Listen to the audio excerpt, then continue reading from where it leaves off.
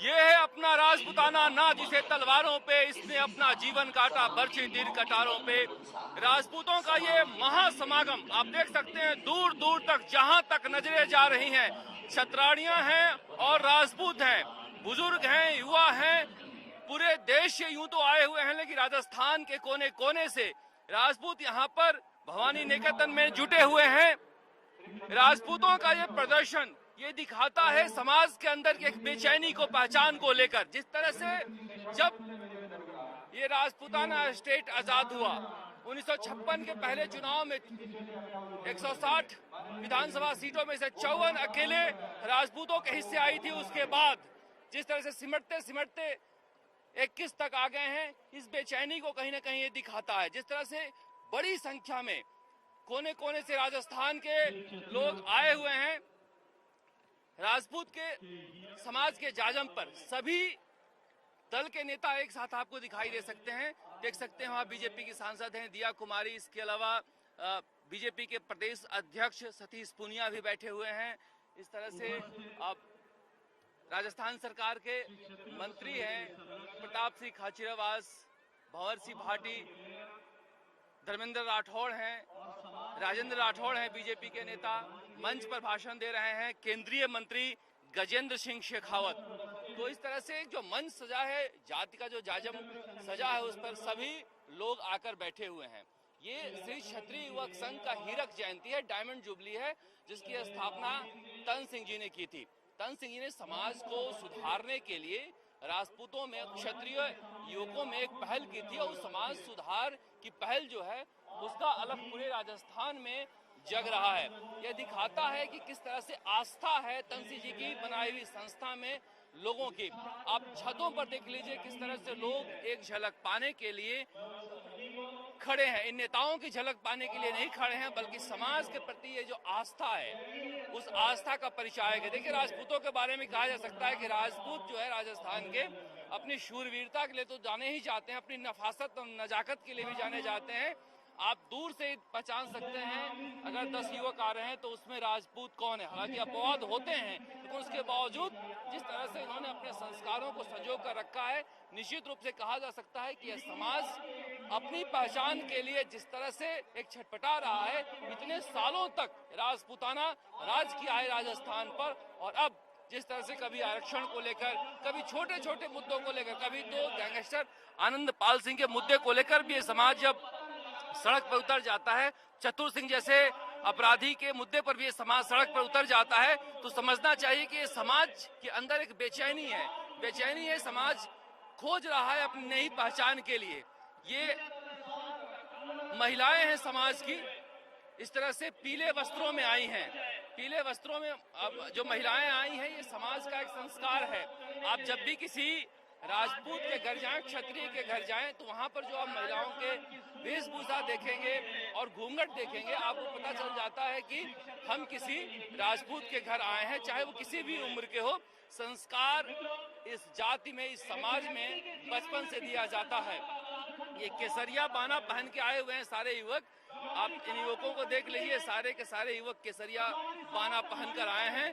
केसरिया बाना आन बान शान सूरवीरता का परिचायक है। केसरिया झंडा लहरा रहा है, यह देश की एकता का परिचायक है। जब राजस्थान में सबसे ज्यादा जो लोग हैं आर्मी में जाते हैं, हालांकि बाकी जातियों से भी लोग जाने लगे हैं, अब जाट जात से भी जाते हैं, गुजर से भी जाते हैं, लेकिन राजपूतों ने एक शुरुआत की थी। यहाँ के जो पूर्व महाराजा भवानी सिंह थे, ब्रिगेडियर थे, वो भी फौज में लड़ाई लड़ चुके थे। तो समझा जा सकता है कि देशभक्ति का जज्बा इनके दिल में रहता है हमेशा से, और यही सारी बातें हैं जिसे लेकर अब लोग कहा जा सकता है कि इस डायमंड जुबली पर राजपूत क्या खोजने के लिए जयपुर में आए हैं। इस भवानी निकेतन में राजपूत क्या तलाश कर रहे हैं, ये एक बड़ा सवाल है।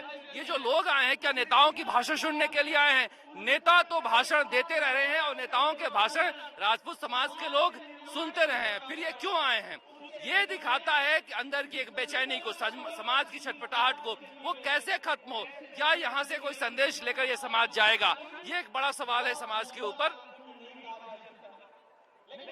जिस तरह से गांव में, शहरों में एक इज्जत हुआ करती थी ठाकुर साहब की, निश्चित रूप से जाति की वो वर्जनाएं टूटी है, समाज के ऊपर आधिपत्य की वर्जनाएं टूटी है, सामंतवाद टूटा है तो उसके जगह जो नए युवक आए हैं, नए युवक समाज में किस तरह से अपनी भूमिका को बदल पाए, किस तरह से संस्कारवान बने और आजादी के बाद जो परिस्थितियां हुई है उसमें राजपूत समाज के लोग अपने आप को कैसे बैठाकर चलें, इसी सवाल का जवाब खोजने के लिए राजपूत समाज के लोग यहाँ पर समाज के जाजम पर क्षत्रिय युवक संघ के बैनर तले जुटे हुए हैं।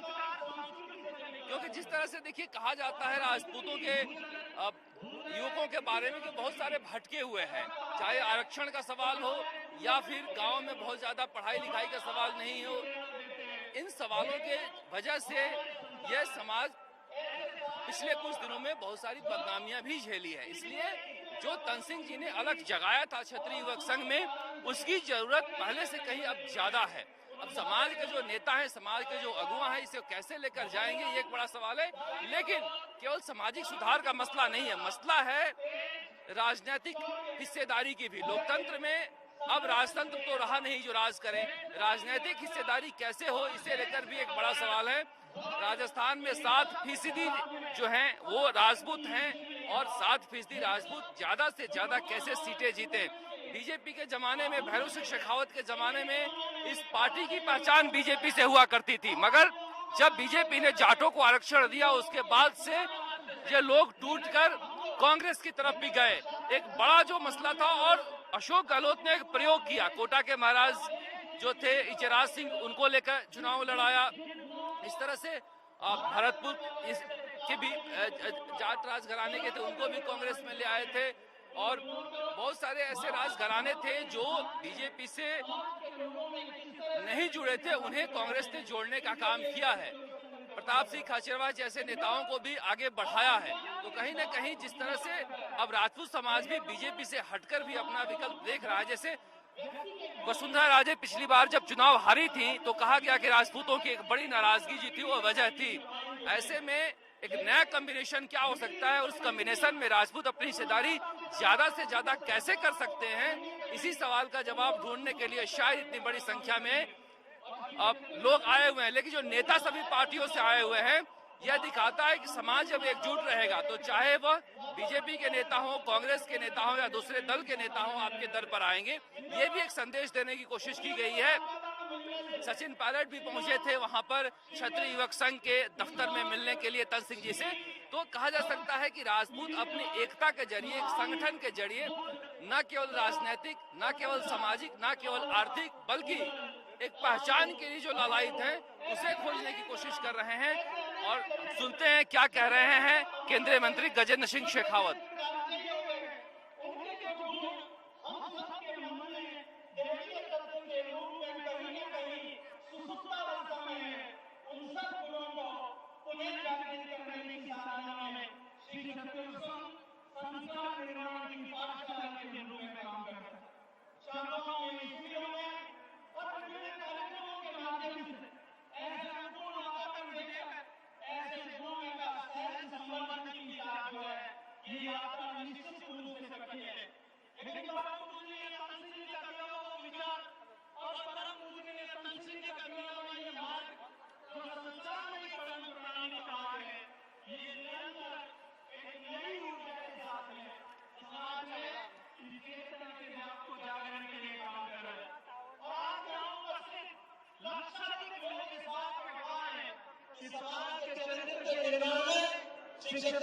निश्चित रूप से एक बहुत बड़ी भूमिका का निर्वहन किया है। इधर राजनीतिक मंच नहीं है, लेकिन कहीं न कहीं कुछ न कुछ राजनीतिक बातें होनी थी। जब कुछ राजनीति की बातें लोग कर रहे थे, तब मेरे मन में एक विचार है कि राजनीति की बात और एक स्थिति थी कि राजनीति की बात की जानी चाहिए, इस मंच से नहीं की जानी चाहिए। लेकिन अंततः मेरे मन में और मेरे हृदय में अवस्थित क्षत्रिय संघ का स्वयंसेवकपन जागृत हुआ, वो जीता और एक राजनीतिक सोच जो है वो हारी। और मैं आज गर्व के साथ भी कह सकता हूँ कि इस संगठन के कार्यक्रम में बिना किसी राजनीति के भेदभाव के हम केवल और केवल संगठन के लिए, केवल और केवल क्षत्रिय जाति के कल्याण के लिए और क्षत्रिय जाति के कल्याण में जो धनसिंह जी ने संदेश दिया, जो दर्शन दिया कि विश्व के कल्याण के लिए क्षत्रिय का उत्थान, उसके लिए काम करते हुए आगे बढ़े। इस लक्ष्य के साथ में कि जो लोग काले हुए, जो लोग अमर हुए, जो चरित्र जिनका मैंने अभी जिक्र किया, ऐसे अनेक चरित्रों का वर्णन किया जा सकता है। ये प्रताप का वतन खुला है आजादी के नारों पे, जहां कूद पड़ी थी हजारों पद्मिनियां अंगारों पे।